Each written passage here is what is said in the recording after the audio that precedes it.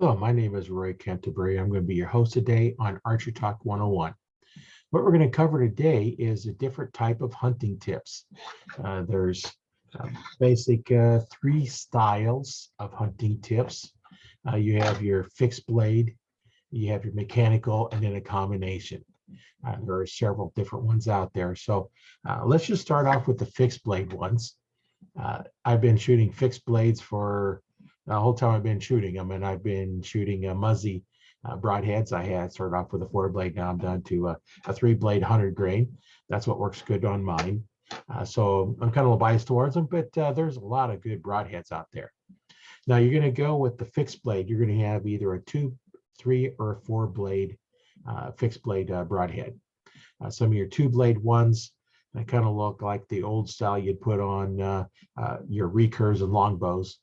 They're shaped so that they have two cutting edges that are opposite each other, and they're sharp clear to the point. There's no extra support or anything really on the front of it. They come to a point. Then you have the ones that have insides cut out. So there's little vented ones, what they call them. And there's several different brands of those.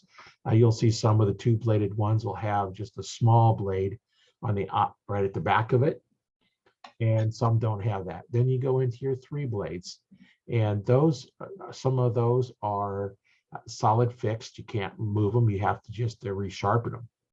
Some of your 3 bladed broadheads are actually set up so that you can use a flat stone to sharpen them again. Where some of them you can't sharpen, you have to do them kind of individually. Some of them have replaceable blades, like your muzzies that I shoot. They have replaceable blades, so when they get dull, you can replace them. They're a little more difficult to sharpen because you can't just leave them on the broadhead. I believe it's a G5 has a fixed blade that it's designed to be flat, so you can use a flat stone and resharpen them.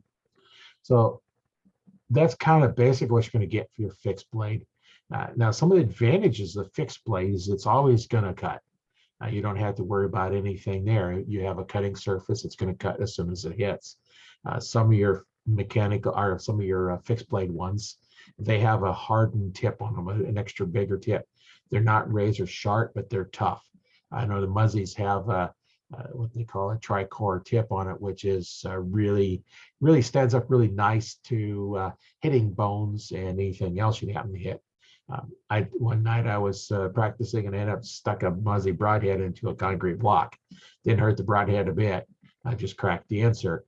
They're a tough blade. They stand up. So that's something you have to think about too. Is what happens when your broadhead hits anything hard like a bone? Because you will hit a bone. Going through the ribs, you're going to hit that rib. What does the broadhead do to it? And some of the fixed blade ones that don't have that hardened tip on the front of it, they can actually bend over. So that's some of the advantages, disadvantages, depending on your fixed blade ones. So the disadvantage to a fixed blade is they may not fly like your field tips. In fact, I'm going to say they don't fly like your field tips. So you're going to have to go through shooting and see where they group. You might have to readjust where the broadheads line up. I know on mine it's a 3-bladed one. They need to line up exactly like the fletching, so that gives it the best flight. There's ways you can do it, tuning them. That's another whole step in tuning your broadheads to shoot well on your bow. You'll have to learn. May have if you're shooting your field tips, you might be shooting high into the right, where when your broadheads are low and left. Well, in your hunting setup, you would set that up so that the broadheads are hitting where you want to. And if you practice with field tips, you just remember that you're aiming at the center, but it's not actually going to hit there, but your broadheads do hit. And you do want to shoot with your broadheads. You want to sacrifice a few of them. So that's a little bit on the fixed blades. The disadvantage, like I said, is they may or may not fly like your field tips. The advantage is it's always going to cut. But now let's go into a little bit on the mechanical broadheads. You have those are normally 2-blade. Sometimes you can get a 3-bladed one, depending on how they're set up, but they're going to be a 2 or 3-bladed one. And the mechanicals, it takes a little bit of force to open them up. So you're going to sacrifice a little bit of your penetration into them. Normally they're trying to make a little bit larger cut. So that also is going to make it harder to go in. They're going to fly similar, maybe not exactly like your field tips, but generally they're going to be really close because they're designed to not have those wings up front like your fixed blade ones are. Now, there's a couple of basic styles of mechanicals. One where when it hits, the blades will fold out from the tip, and then other ones, part of the tip pushes it down and they fold up from the back. There can be advantages, disadvantages to both ones depending on what you're shooting at. One of the advantages that the fixed blades have with the mechanicals, as you're hitting at an angle, you may have one blade open up before the other one, and now it's going to start cutting before the other side hits and opens up. So your arrow may have a tendency to turn a little bit as it's going in. You may not get that, real good shot going sideways, where the cut on impact ones are going to start cutting no matter what the angle is. So that's some of the disadvantages of the mechanical. You do sacrifice a little bit. So the lighter poundage bows, you're not going to shoot as well with them. You're not going to have the penetration. So you want to be shooting higher pounds, 60 pounds and above is kind of where I set my limit on mechanicals. You want to be shooting at least 60 pounds that you have enough extra power that you can sacrifice a little bit of the penetration for them. So the disadvantage of that mechanical is you're not guaranteed it's going to open. That's the biggest drawback, is it may or may not open. Especially if you've got a little bit of dirt or something in there, you're out in a little dusty environment or sandy environment, you could get some grits in there. Sand grits or dirt grit, and hold it up. Some of your broadheads will use a rubber O-ring to hold the broadheads in place while you shoot. That's something else you have to look at too, is do you need those rubber O-rings, and then replacing them. One of the advantages of mechanical, like I said, is it does fly real similar. At your shorter ranges, you're probably not going to ever notice a difference. But if you start shooting out longer ranges, if you're one of those that have the opportunity to shoot long range, you're going to want to try your mechanical. And what you're going to do with that is you're going to take and sacrifice one of them just to see how they fly. What you do is you put a little glue on it to hold them so they don't open, because you'll be shooting into a target, and if they open up there, they can get really tough to pull out. And also, once you've shot them, lots of times those blades can get bent, so it's a little harder to reuse them because they are bent. Where your fixed blades, you can just resharpen them. With the mechanicals, you pretty much shoot it, you need to replace the blades on them. The mechanicals, a lot of those will come in a 3-pack, where your fixed blades will come in a 6-pack. And so you're spending roughly about the same amount of money for 3 as you are for buying 6. But it takes a little bit less time to get them sighted in. Now you have one of the other options is they have some mechanical broadheads that also have fixed blades in them. So you have that combination. So you have the mechanical opens up, and if they do fail open, you do have a couple of blades that will still cut that are large enough to qualify as a broadhead and do the damage. So that's something you have to look at too. How do they open up? How do they stay closed? Now, you have another variation on for turkeys. You have a regular fixed blade broadhead. A lot of those will have 2, be a 4-blade. 2 of them will be sharp, 2 will be dull, because you don't need a lot of penetration on a turkey because they're not very big. The other ones, some of the mechanical ones, are really nice because they have real long blades. So they're going to have, each blade going to stick out sometimes 2-3 inches. So those are designed for a neck shot. So if you're anywhere close, you can miss it by a little bit and still do good damage on it. So those are real big. A lot of times they're heavier, so you'll need to practice with those as well. And they get a little bit expensive as well for those, but they do work really well for that. Then for small game, a lot of times you're going to use a different one. There's what they call an adder, which is basically take off your field tip and you put this on it and then screw the tip tip back on. And that's for shooting like at rabbits and stuff like that. You don't have a broadhead, but they just took out there's like I think 6 different prongs on it that will catch into it. Sometimes they call them grasshoppers, so that they, when you hit into the grass, they stick. Then the other ones is like a judo point, which is like a flat point on the front with some wires that hang around it. And those are good for your small game, like your rabbits, because a rabbit doesn't have very tough skin at all. If you've ever seen a rabbit pelt, they're not very tough. So that's kind of what we have just for different broadheads. The biggest thing is you need to pick something, find out where it shoots good for you, and just stay with it, depending what you do. Now, if you're shooting crossbows, now there's where you have to look a little bit different.